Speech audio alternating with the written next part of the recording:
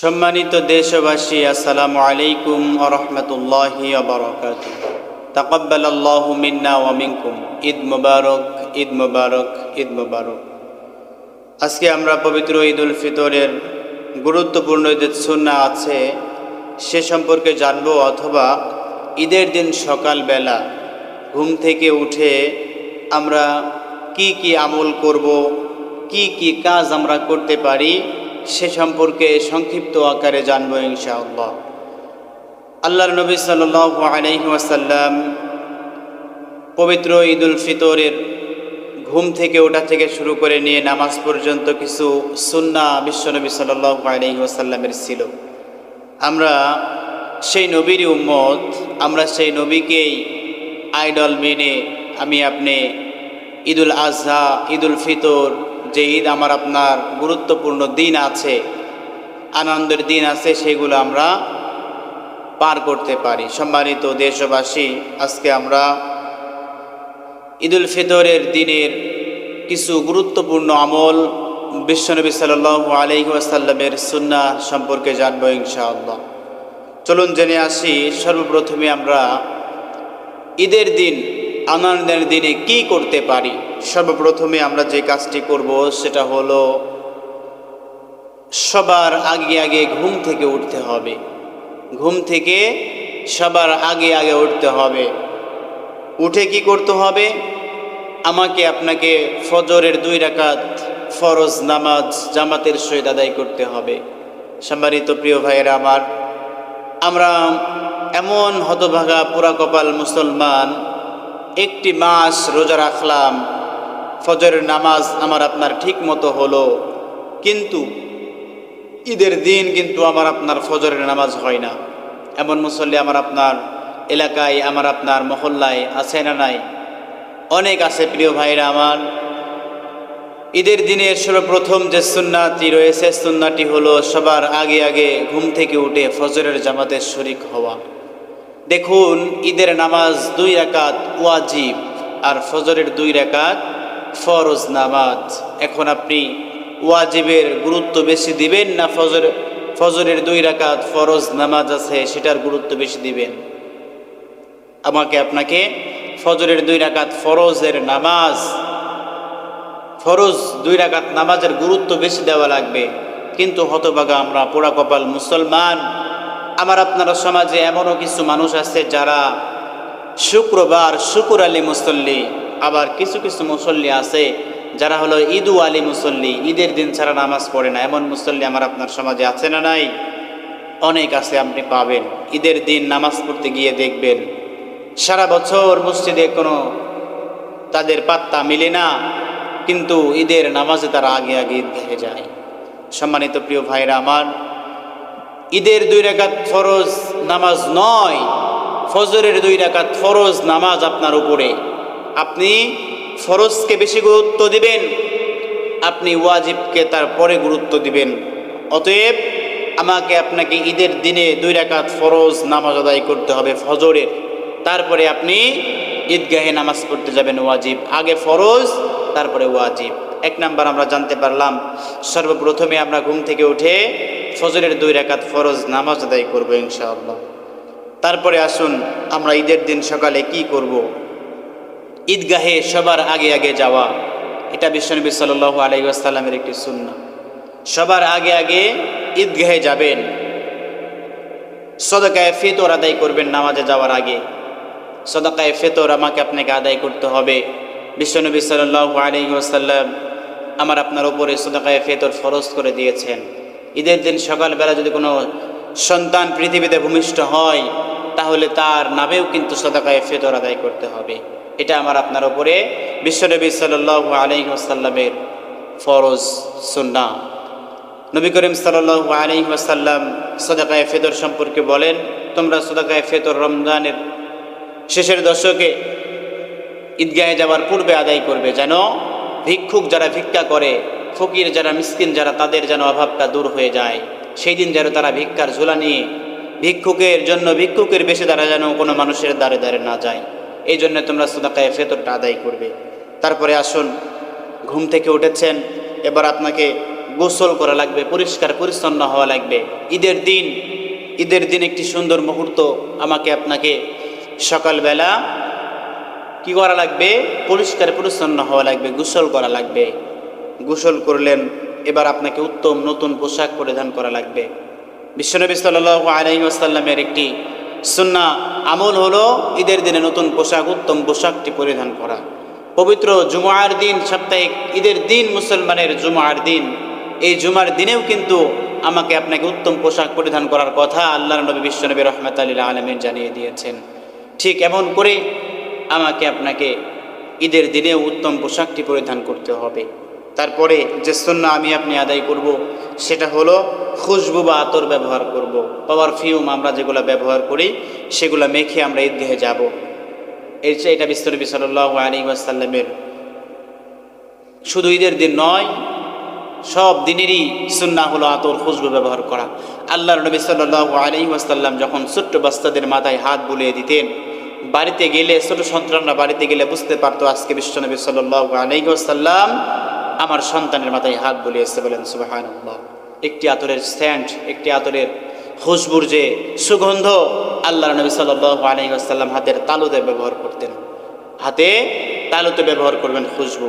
তাহলে ঈদের দিন সকালে উঠে উত্তম পোশাক পরিধান করে আমাকে আপনাকে খুশবু ব্যবহার করতে হবে, আতর ব্যবহার করতে হবে। তারপরে যে সুন্নাহ আমার আপনার ওপর বিশ্বনবী সাল্লাল্লাহু আলাইহি ওয়াসাল্লামের, সেটা হলো মিষ্টি মুখ বা খেজুর বা পায়েস পান করা। খেতে হবে আপনাকে ঈদের দিন সকালবেলা মিষ্টি মুখ করা লাগবে। পায়েস খাবেন, না হয়তো খেজুর খাবেন। এটা বিশ্বনবী সাল্লাল্লাহু আলাইহি ওয়াসাল্লামের সুন্নাহ মুবারক। তারপরে যেটি করবেন সেটি হলো ঈদের দিন হেঁটে হেঁটে, পায়ে হেঁটে হেঁটে ঈদগাহে যাবেন। পায়ে হেঁটে হেঁটে ঈদগাহে যাওয়া এটা বিশ্বনবী সাল্লাল্লাহু আলাইহি ওয়াসাল্লামের সুন্নাত। আমার আপনার সমাজে এমনও কিছু মানুষ আছে যাদের টাকার বল, ক্ষমতার বল, পাওয়ার আছে বলে তারা কিন্তু গাড়িতে চড়ে ঈদগাহে যায়। নো নেভার, এটা আল্লাহর নবী সাল্লাল্লাহু আলাইহি ওয়াসাল্লামের সুন্নাত নয়। বিশ্বনবী সাল্লাল্লাহু আলাইহি ওয়াসাল্লামের সুন্নাত হলো পায়ে হেঁটে হেঁটে ঈদগাহে যাওয়া। আমি আপনি পায়ে হেঁটে হেঁটে ঈদগাহে যাব। সবাই ঈদের দিন সবাই একই হবে। মুসলমান, আল মুসলিমুন আখুল মুসলিম, এক মুসলমান আরেক মুসলমানের ভাই। এইভাবেই আমাকে আপনাকে পবিত্র ঈদের দিন ঈদগাহে যেতে হবে পায়ে হেঁটে হেঁটে।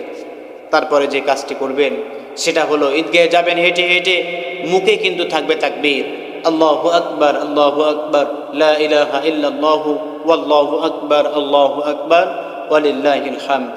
এই তাকবীরটা আমার আপনার মুখে থাকবে। বেশি থেকে বেশি আল্লাহর নবী সাল্লাল্লাহু আলাইহি ওয়াসাল্লাম পাঠ করতেন, আল্লাহু আকবার, আল্লাহু আকবার, লা ইলাহা ইল্লাল্লাহু ওয়াল্লাহু আকবার, আল্লাহু আকবার ওয়ালিল্লাহিল হামদ। এই তাকবীরটা আমি আপনি বেশি থেকে বেশি পাঠ করব ঈদের দিন সকালে ঈদগাহে যাওয়ার সময়। এবার যে সুন্নাহ মুবারকটি আমি আপনি বিশ্বনবী সাল্লাল্লাহু আলাইহি ওয়াসাল্লামের জীবনী থেকে পেয়েছি সেটা হলো ঈদগাহে এক রাস্তা দিয়ে আল্লাহর নবী সাল্লাল্লাহু আলাইহি ওয়াসাল্লাম যাইতেন, অন্য রাস্তা দিয়ে বাড়িতে ফিরে আসতেন। সুবহানাল্লাহ বলেন। তাতে কি হয়? সাক্ষী হয়ে যায় রাস্তা।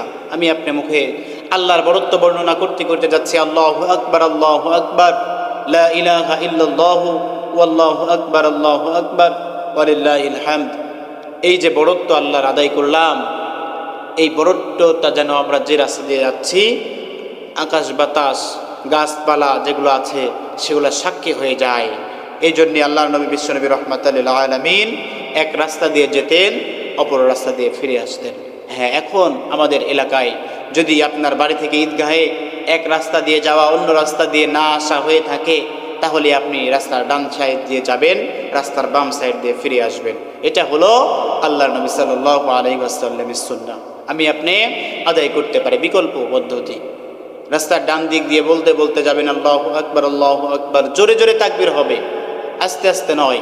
জোরে জোরে বাড়িতে মা বোন যারা আছে তারা আস্তে আস্তে তাকবীর বলবে, আর যারা পুরুষ, যারা ছেলে মানুষ, তারা জোরে জোরে তাকবীর বলবে, আল্লাহু আকবার, আল্লাহু আকবার, লা ইলাহা ইল্লাল্লাহ ওয়াল্লাহু আকবার, আল্লাহু আকবার ওয়ালিল্লাহিল হামদ।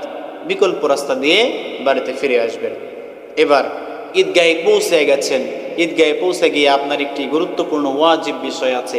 ঈদের নামাজ হলো ওয়াজিব, কিন্তু আপনার যে আরও একটি গুরুত্বপূর্ণ ওয়াজিব বিষয় হলো, সেটা হলো আপনাকে খুতবা শোনা লাগবে। হুজুর, ইমাম সাহেব, আলেম সাহেব মুফতি মুহাদ্দিস হাফেজ সাহেব যারা আছে ইমামতি করেন, ঈদের নামাজ পড়ান, যারা মুসল্লি থাকবে তাদেরকে ইমাম সাহেব যে খুতবাটা পড়বে সেই খুতবাটি গুরুত্ব সহকারে আপনাকে শুনতে হবে। এটা হলো ওয়াজিব বিষয়। নামাজ যেমন ওয়াজিব, এই খুতবাটা আপনার জন্য শোনা ওয়াজিব, আপনাকে এটা মানতে হবে। তারপরে যেটি আপনি করবেন, ঈদের নামাজ শেষ হয়ে গেছে, আপনি একে অন্যকে শুভেচ্ছা নিবেদন করবেন। তাকাব্বালাল্লাহু মিন্না ওয়া মিনকুম, ঈদ মুবারক। কোলাকুলি হবে, যেভাবে নিজের আনন্দটা ভাগাভাগি করে নেওয়া যায় সবার মাঝে, ঠিক সেইভাবে আমাকে আপনাকে কি করতে হবে, আনন্দটা ভাগাভাগি করে নিতে হবে। আল্লাহ নবী সাল্লাল্লাহু আলাইহি ওয়াসাল্লামের সুন্নাত তাকাব্বালাল্লাহু মিন্না ওয়া মিনকুম, এর অর্থ হলো আল্লাহ আমার থেকে তোমাকে কবুল করুক, বলেন আমিন।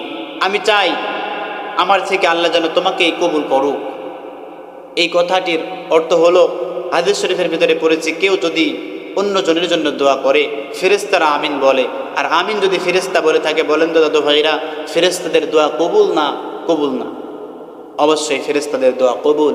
ফেরেশতার দোয়া কবুল হবে, আপনাকে দোয়া করতে হবে অপর ভাইয়ের জন্য। আপনি যদি অন্য ভাইয়ের জন্য দোয়া করেন, সেই দোয়াটি আল্লাহ রাব্বুল আলামিন আপনার জন্য আগে কার্যকারী করবে, কবুল করবে, বলেন সুবহানাল্লাহ। সম্মানিত প্রিয় ভাইয়েরা আমার, এই তো ঈদের দিন আনন্দটা ভাগাভাগি করে নেবেন। তাকাব্বালাল্লাহু মিন্না ওয়া মিনকুম, আনন্দ করবেন, উল্লাস করবেন। এবার আপনি ঈদগাহে যাওয়ার যে সুন্নাটি আছে, আপনাকে খোলা ময়দানে ঈদের নামাজটি আদায় করতে হবে। এটা হলো বিশ্বনবী সাল্লাল্লাহু আলাইহি ওয়াসাল্লামের সুন্নাহ। খোলা ময়দান আপনাকে ঈদের সুন্নাহ, ঈদগাহে নামাজ আদায় করতে হবে। এখন যদি বৃষ্টি হয়, ঝড় হয়, মেঘলা আকাশ, মেঘলা আবহাওয়া হয়, তাহলে আপনি মসজিদে বা সাদের নিচে আপনি বিভিন্নভাবে আপনি ঈদের নামাজটি আদায় করতে পারেন। কিন্তু আবহাওয়া ঠিক আছে, আপনি মসজিদের ভিতরে আপনি ঈদের নামাজ পড়তে পারেন না। আল্লাহর নবী সাল্লাল্লাহু আলাইহি ওয়াসাল্লামের সুন্নাহ হলো আপনাকে খোলা ময়দানে ঈদের নামাজ আদায় করতে হবে। সর্বশেষ যেটা হলো, আপনাকে ঈদের আনন্দটি ভাগাভাগি করে নিতে হবে। ঈদের আনন্দটি আপনি ভাগাভাগি করে নেবেন সবার মাঝে থেকে।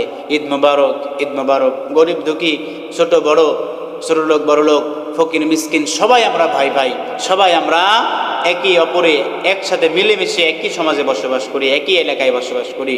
আমরা এই সুন্নাহগুলোকে পালন করব, আমরা নিজে আনন্দ করব, অপর ভাইকে আনন্দ করার জন্য সহায়তা করব। এগুলা হলো মুসলমানের কাজ। মুসলমান কখনো হিংসা করতে পারে না। আল্লাহ রাব্বুল আলামিন কখনো হিংসুককে পছন্দ করেন না। সম্মানিত প্রিয় ভাইয়েরা আমার, আমরা ঈদের যে সুন্নাহ মোতাবেক সুন্নাহগুলো শুনলাম, এই আমল সম্পর্কে আমরা যেন ঈদের দিনে আমি আপনি এই আমল সম্পর্কে আমার আপনার জীবনকে পরিচালনা করে আমি আপনি যেন ঈদের দিনে ঈদের সুন্নাহ মোতাবেক জীবন পরিচালনা করতে পারি। আল্লাহ রাব্বুল আলামিন যেন সেই তৌফিক আমাদের প্রত্যেককে দান করেন। সকলে বলুন আল্লাহুম্মা আমিন।